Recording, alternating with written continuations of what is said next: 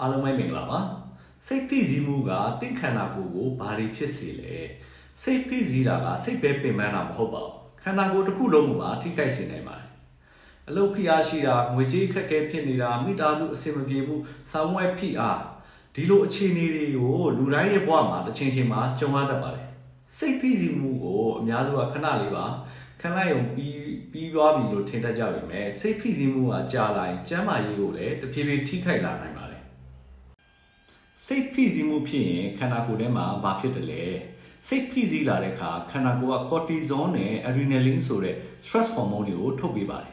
ဒီဟော်မုန်းတွေကခန္ဓာကိုယ်ကိုအန္တရာယ်ရှိနေပြီးအစင်တစ်ပြင်ထားလို့အချက်ပေးတဲ့စနစ်ပါဒီအချိန်မှာဘာတွေဖြစ်လာလဲနှလုံးခုန်မြန်လာတယ်သွေးပေါင်တက်လာတယ်အသက်ရှူမြန်လာတယ်ကြွက်သားတွေကတင်းလာတယ်သွေးထဲကိုတကြားဓာတ်တွေပိုလွတ်ပေးပါတယ်ဒါတွေကအရေးပေါ်အခြေအနေအတွက်အသုံးဝင်နေမယ်စိတ်ဖိစီးမှုကနေ့စဉ်လိုဖြစ်နေတယ်ဆိုရင်တော့ပြဿနာစတင်လာတာပါ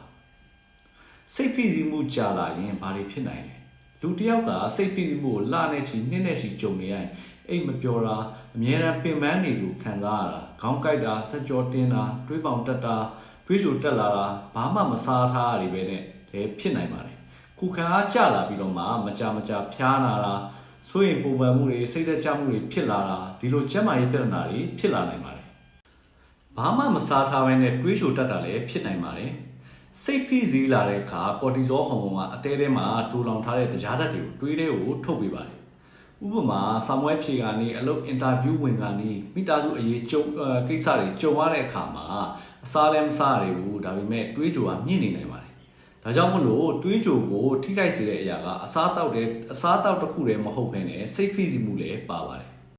ဒါဆိုရင်စိတ်ဖိစီးမှုကိုဘယ်လိုလျှော့ချမလဲစိတ်ဖိစီးမှုကိုလုံးဝမဖြစ်အောင်တော့တားလို့မရပါဘူးဒါပေမဲ့စီမံခန့်ခွဲလို့တော့ရပါတယ်တရက်ကိုမိနစ်20ကနေ9ဝက်လောက်လမ်းလျှောက်ပေးတာညတိုင်း9နာရီကနေ9နာရီခန့်ကိုအိပ်ဝအိတ်ပေးတာအသက်ပြင်းပြင်းရှူပြီးတော့မှဖြည်းဖြည်းချင်းပြန်ထုတ်တဲ့လေ့ကျင့်ခန်းကို9မိနစ်လောက်လုပ်ပေးတာမိသားစုတငယ်ချင်းတွေနဲ့ရင်ဖွင့်စကားပြောတာဖုန်းနဲ့လူမှုကွန်ရက်တွေကိုအချိန်နည်းနည်းနဲ့ကန့်တက်နဲ့သုံးပြတာကိုဝါနာပါတဲ့အလုပ်စာဖတ်တာတို့တချင်းသားထောင်တာတို့တရားမှတ်တာတို့စိတ်ဖမ်းပြေစရာတွေကိုအချိန်ပေးလုပ်ပေးလို့ရပါတယ်တကယ်တော့စိတ်ဖိစီးမှုကအားနည်းတဲ့စိတ်ဓာတ်ရဲ့လက္ခဏာမဟုတ်ပါဘူးဒါလူတိုင်းကြုံနိုင်တဲ့တဘာဝတစ်ခုပါပဲပြဿနာကစိတ်ဖိစီးမှုမရှိတာမဟုတ်ဘဲနဲ့အဲ့ဒီစိတ်ဖိစီးမှုနဲ့အချိန်ကြာနေထိုင်နေရတာပြဿနာကျန်းမာရေးကိုဂရုစိုက်တယ်ဆိုလို့ရှိရင်အစားအသောက်ကောင်းကောင်းစားတာလေ့ကျင့်ခန်းလုပ်တာတွေမကဘဲနဲ့စိတ်ကိုလည်းအနားပေးဖို့လိုပါတယ်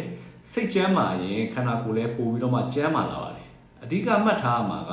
စိတ်ဖိစီးမှုကိုလစ်လျူမရှုပါနဲ့စိတ်ဖိစီးတာကိုစောစောတတိထားပြီးတော့မှစီမံခန့်ခွဲနိုင်လို့ရှိရင်တွေးတိုးစီးကြိုနှလုံးယောဂအပါဝင်နာတာရှည်ယောဂတွေဖြစ်နိုင်ကြီးကိုရှော့ချပေးနိုင်ပါတယ်